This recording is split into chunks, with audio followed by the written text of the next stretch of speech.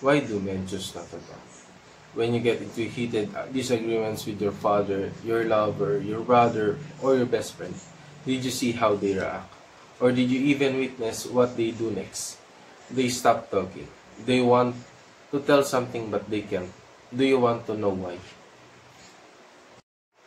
Men often choose not to talk because of societal expectations and stereotypes that dictate that should they remain stoic and unemotional.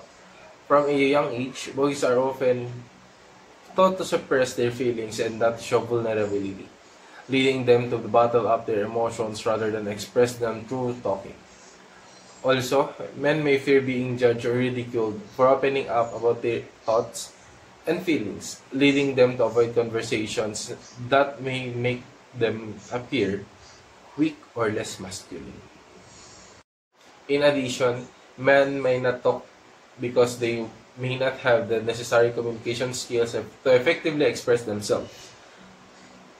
Many men may not have been taught how to communicate their emotions in a healthy way, leading to a lack of ability to openly discuss their feelings.